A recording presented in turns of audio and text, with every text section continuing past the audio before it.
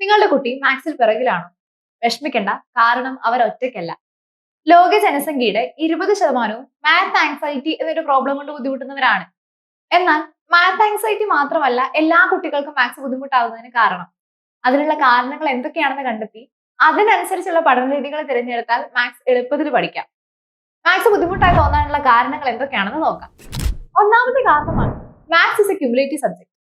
ഏതെങ്കിലും ക്ലാസ്സിൽ കുട്ടികൾക്ക് മാത്സിന്റെ കോൺസെപ്റ്റ് എസ്പെഷ്യലി ബേസിക്സ് മനസ്സിലായിട്ടില്ല എന്നുണ്ടെങ്കിൽ ഇത് അവരുടെ കണ്ടിന്യൂറ്റി നഷ്ടപ്പെടുത്തുകയും കണക്കിൽ അവരെ പിറകിലാക്കുകയും ചെയ്യും. ഉദാഹരണത്തിന്, നമ്പേഴ്സ് അറിയാത്ത ഒരാൾക്ക് അഡീഷൻ പഠിക്കാൻ പറ്റുമോ? അഡീഷൻ അറിയാത്ത ഒരാൾക്ക് മൾട്ടിപ്ലിക്കേഷൻ പഠിക്കാൻ പറ്റുമോ? ഇല്ല. അങ്ങനെ ഓൾജിബ്ര, ട്രിഗണോമെട്രി, ഇന്റഗ്രേഷൻ, ഡിഫറൻസിയേഷൻ തുടങ്ങി മാത്സിലെ കോൺസെപ്റ്റ്സ് എല്ലാം പരസ്പരം റിലേറ്റഡ് ആയതുകൊണ്ട് ശരിയായ ബേസിക്സ് പഠിച്ചിട്ടില്ല എന്നുണ്ടെങ്കിൽ മാത്സ് പഠിക്കാൻ ബുദ്ധിമുട്ടായിരിക്കും. ബേസിക്സ് എല്ലാം വ്യക്തമായി പഠിക്കുന്നതിലൂടെ ഈ പ്രോബ്ലം അവർക്ക് ഓവർകം ചെയ്യാൻ പറ്റും. രണ്ടാമത്തേത് മാത്ത് ആങ്സൈറ്റി.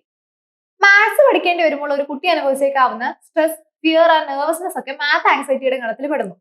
കഴിഞ്ഞ കാലങ്ങളിൽ മാത്സുമായി ബന്ധപ്പെട്ടുണ്ടായ എന്തെങ്കിലും ബാഡ് എക്സ്പീരിയൻസസോ അല്ലെങ്കിൽ മിസ്റ്റേക്സ് ഉണ്ടാകുന്നതിനെ ഭയക്കുന്ന പ്രവണത കൊണ്ടുമൊക്കെ കുട്ടികൾക്ക് മാത്ത് ആങ്സൈറ്റി അനുഭവപ്പെടാം. എന്നെ കൊണ്ട് മാത്സ് പഠിക്കാൻ പറ്റും, മാത്സ് പഠിക്കാൻ ഞാൻ വിചാരിക്കുന്ന അത്ര ബുദ്ധിമുട്ടില്ല എന്നിങ്ങനെയുള്ള അവരുടെ പോസിറ്റീവ് സെൽഫ് ടോക്ക് വഴിയും അതുപോലെ തന്നെ മറ്റു കുട്ടികളുമായുള്ള അനാവശ്യ കമ്പാരിസൺസും ഒക്കെ ഒഴിവാക്കിയാൽ തന്നെ മാത്ത് ആങ്സൈറ്റി ഓവർകം ചെയ്യാവുന്നതേ ഉള്ളൂ. മൂന്നാമത്തേത് മാത്സിലെ അബ്സ്ട്രാക്ട് കോൺസെപ്റ്റ്സ്. കുട്ടികൾക്ക് നേരിട്ട് ഒബ്സർവ് ചെയ്യാനോ എക്സ്പീരിയൻസ് ചെയ്യാനോ കഴിയാത്ത കാര്യങ്ങൾ പലപ്പോഴും മാത്സിൽ അവർക്ക് പഠിക്കേണ്ടി വരും. ഇത് അവർക്ക് ശരിയായി മനസ്സിലാക്കാൻ കഴിഞ്ഞെന്ന് വരില്ല. Negative numbers, exponential functions, infinity, algebra തുടങ്ങിയതൊക്കെ ഇതിന് ഉദാഹരണമാണ്. ഇങ്ങനെയുള്ള ഹാർഡ് ടു എക്സ്പീരിയൻസ് ഐഡിയാസ് കുട്ടികൾക്ക് മാത്സ് ബുദ്ധിമുട്ടാവുന്നതിനുള്ള ഒരു കാരണമാണ്. റിയൽ ലൈഫ് എക്സാമ്പിൾസുമായിട്ട് കണക്ട് ചെയ്തും അതുപോലെ തന്നെ ഗ്രാഫ്, ചാർട്ട് പോലെയുള്ള വിഷ്വൽ എയ്ഡ്സ് ഉപയോഗിച്ചും ഈ പ്രശ്നം നമുക്ക് എളുപ്പത്തിൽ പരിഹരിക്കാം. നാലാമത്തേതാണ് cultural misconceptions and prejudice. Smart ആയിട്ടുള്ള ആളുകൾക്ക് മാത്രമേ മാത്സ് പഠിക്കാൻ പറ്റൂ, പെൺകുട്ടികൾക്ക് അല്ലെങ്കിൽ മാത്സ് പഠിക്കാനുള്ള ബുദ്ധിയില്ല തുടങ്ങിയ ചുറ്റുപാടുകളിൽ നിന്ന് കേൾക്കുന്ന നെഗറ്റീവ് ആയിട്ടുള്ള കാര്യങ്ങൾ മാത്സ് ബുദ്ധിമുട്ടാണ് എന്ന് മുൻവിധിക്ക് കാരണമാകും. ഇത് കുട്ടികൾക്ക് മാത്സിനോടുള്ള അപ്രോച്ചിനെ നെഗറ്റീവ്ലി ഇൻഫ്ലുവൻസ് ചെയ്യുകയും ചെയ്യും. അഞ്ചാമത്തേത് ലാക്ക് ഓഫ് പ്രാക്ടീസ്.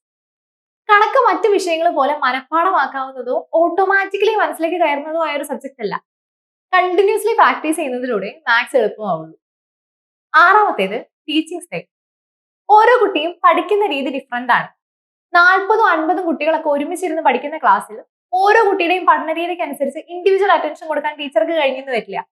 ഈ സാഹചര്യത്തിൽ ഓരോ കുട്ടിയുടെയും പഠന രീതിക്ക് അനുസരിച്ച് അവർക്ക് ഏറ്റവും ആപ്റ്റായിട്ടുള്ള ഒരു എക്സ്പെർട്ട് പേഴ്സണൽ ടീച്ചറുടെ സഹായത്തോടെ ഈ പ്രശ്നം എളുപ്പത്തിൽ പരിഹരിക്കാവുന്നതേ ഉള്ളൂ. ഇത്തരത്തിലുള്ള കുട്ടികളുടെ മാത്സിലെ പ്രശ്നങ്ങൾ പരിഹരിക്കാൻ ക്ലാസ്സിലെ എക്സ്പെർട്ട് ടീച്ചർക്ക് ഫോണിലെ ഡെമോ ക്ലാസ് നിങ്ങളെ സഹായിക്കും. കൂടുതൽ വിവരങ്ങൾക്കായി താഴെ കാണുന്ന നമ്പറിൽ കോൺടാക്ട് ചെയ്യൂ.